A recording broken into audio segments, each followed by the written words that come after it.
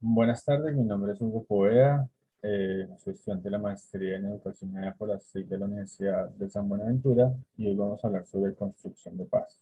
Para esto tenemos a una invitada, se llama Laura Marcela Rodríguez, ella es licenciada en inglés en la Universidad Industrial de Santander, UIS, una maestría en educación de la Universidad Autónoma de Bucaramanga, lleva trabajando en educación más de 10 años, 6 universidades y hoy la invité porque tengo conocimiento que habla sobre construcción de paz. Entonces, Laura, bienvenida.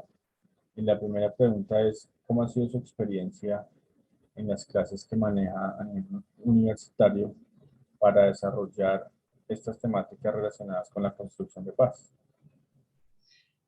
Bueno, Hugo, buenas tardes.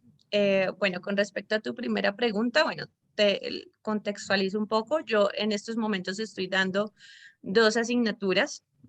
Una se llama Current Events, que trata, pues como su mismo nombre lo indica, en inglés, trata acerca de las temáticas actuales o digamos como de las problemáticas actuales que está que está viviendo la sociedad, no solamente pues desde nuestro contexto socioeconómico, nuestro país, Colombia, sino pues a nivel mundial, qué aspectos políticos, económicos, a nivel educativo, a nivel medioambiental está viviendo el mundo.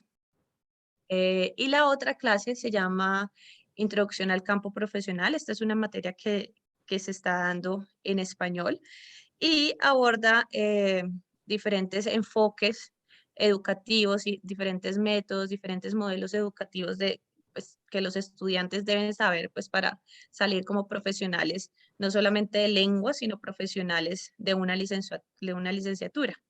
Es decir, pues que tengan conocimiento sobre cómo abordar diferentes aspectos pedagógicos de su carrera. Bueno, con respecto a tu pregunta, acerca de las temáticas relacionadas con la construcción de paz. Yo creo que eh, l- la construcción o digamos la construcción del conocimiento relacionado con la paz como concepto, digamos que no es algo que se pueda dar de una forma tan específica. Vamos a hablar de paz. Bueno, ¿qué entienden por paz? Yo creo que se debe abordar de forma muy inductiva con ellos, ¿sí? Por medio de experiencias, por medio de debates, por medio de algo más experiencial, podríamos decirlo, en donde ellos compartan em, sus, digamos, sus ideologías, compartan sus problemáticas en el contexto social en el que viven, teniendo en cuenta que tengo estudiantes que, pues, que vienen de contextos socioeconómicos diversos, podríamos decirlo. Son estudiantes, algunos de estrato 1, algunos de estrato 2, 3, muy pocos de estrato 4. Entonces, digamos que aquí convergen muchos perfiles de estudiantes en donde se da la oportunidad de tener una clase abierta en donde ellos expongan sus puntos de vista, con referencia a las problemáticas que estamos viviendo, ¿no? Em, y yo creo que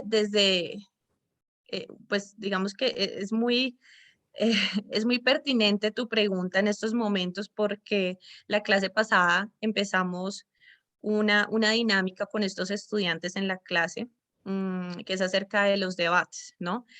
Eh, no es solamente debatir porque sí voy a dar mi opinión y ya, sino digamos que desde el modelo que implica hacer un debate, ellos aprenden mucho a tolerar las opiniones de sus compañeros, a no tomarse las cosas personales, a tolerar el punto de vista de los demás y tener en cuenta que, pues, si bien no puedo convencer de pronto al otro de lo que yo pienso, de mi verdad, pues se crea un espacio de tolerancia en donde hay diferentes verdades. Y yo creo que de eso se trata la paz, en algunos aspectos, de tener en cuenta o de respetar las verdades de los demás, teniendo en cuenta que la verdad pues puede ser abordada desde un punto pues muy subjetivo, ¿cierto? No hay una verdad absoluta. Entonces yo creo que la paz en esa clase específicamente se puede abordar desde ese enfoque, por medio de debates, por medio de discusiones, por medio de un pensamiento crítico de lo que está pasando actualmente, compartir experiencias, de ser empático con el otro, de saber que tu verdad es esa porque viviste estas situaciones específicas en tu vida y eso hace tu opinión válida y la debo tolerar.